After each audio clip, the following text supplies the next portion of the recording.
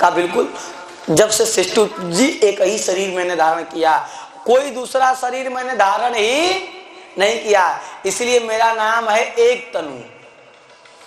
वाह, और श्रद्धा हो गया राजा का। राजा तो श्रद्धा वाला था ही, क्योंकि श्रद्धावान लभते ज्ञानम, जो श्रद्धालु नहीं होगा ज्ञान का लाभ नहीं उठा पाएगा। और श्रद्धावान लभते ज्ञानम, गीता जी में स्पष्ट कहा गया है, श्रद्धालु ही ज्ञान का लाभ। आप श्रद्धा पूर्वक सुन के जाओगे ना तो इसका लाभ मिल जाएगा। इसलिए आपको श्रद्धा पूर्वक श्रवण करना चाहिए। जो भी सुने आप उस बुद्धि से सुने कि हमने ये कभी नहीं सुना और इसको सुन के हमको उतारना चाहिए अपने जीवन में। वो महाराज प्रताप भानु को जानता था, क्योंकि उन्हीं के हाथ हार को प्राप्त किए हुए था, पर प्रताप भानु उसको पहचान नहीं पाए, क्योंकि भेष ही ऐसा था। और होनी भी होने वाली थी। बहुत सारा ज्ञान, क्या प्रभु हमको भी कोई आशीर्वाद दे दीजिए, ऐसा लोग कहते हैं संतोष से जाके, हमको भी कोई आशीर्वाद दे दीजिए, कोई चमत्कार हो जाए। कहा देखो हो तो सकता है, पर सुनो मैं तुमको आशीर्वाद ऐसा व्यवस्था बता देता हूँ, उपाय बता देता हूँ, जिस उपाय को करने से तुमको कोई नहीं मार सकता, अजय रहोगे। कौन सा उपाय?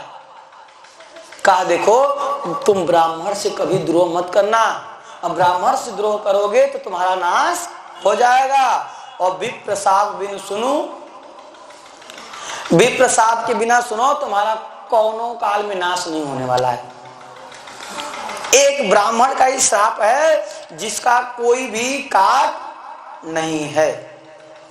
कहा बिल्कुल महाराज, तो ऐसा करिए कि हमको हमारे लिए वो उपाय सिद्ध कर दीजिए। कहा ठीक है, तुम घर चलोगे, हम तुम्हारा ये उपाय सिद्ध करेंगे, तुम्हारे गुरुजी के रूप में आएंगे और तुम शयन कर जाओ, और शयन करोगे तो मैं तुमको अपनी माया से, योग माया से तुमको अपना घर पहुंचा दूंगा। महाराज शयन किए ही, इनको योग माया से अपना, अब खुद के पास, उसके पास कोई माया नहीं था, वो जो सुअर था वो इसका मित्र था।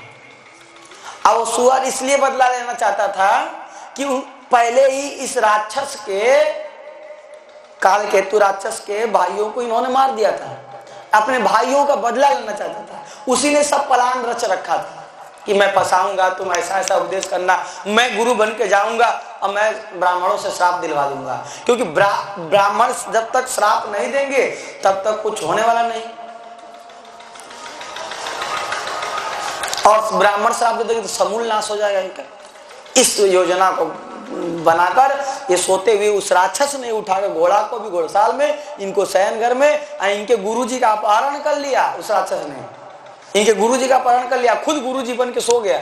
और देर तक उठा महाराज, और गुरुजी के पास जब वो गए, देखे कि अपने महल में आके बड़ा खुशी हुई, सब जगह बैंड बाजा बजने लगा। राजा गए थे जंगल में, चले आए, कहे गुरुजी आज्ञा दीजिए क्या करे। कहा बस फट से न्योता भिजवा दो, जितने ब्राह्मण हैं, जितने तपस्वी हैं, सब लोग आ जाएं। फट से न्योता भिजवाया गया, सब ब्राह्मण तपस्वी आए महाराज,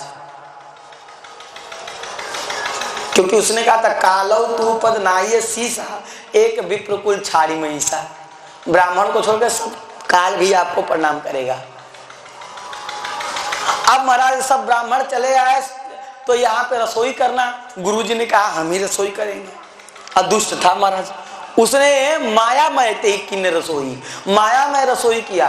विविध मिगन कर आमिष राधा, तेयु मऊ विप्र मास खल साधा। ऐसा माया से ब्राह्मण को ही मार के उसमें सदा दिया। माया था ये सब। विविध मृगन, बहुत सारे मृग इत्यादि को उसमें पका दिया, क्योंकि राक्षस था। क्या था? राक्षस था। अब सब ब्राह्मण बैठे हैं पंक्ति में पाने के लिए। अब वो राजा ऐसा बनाया था कि पता भी न चले, इसीलिए जिहादियों के होटल पे खाना बंद कर दो। मैं नाम नहीं लूंगा,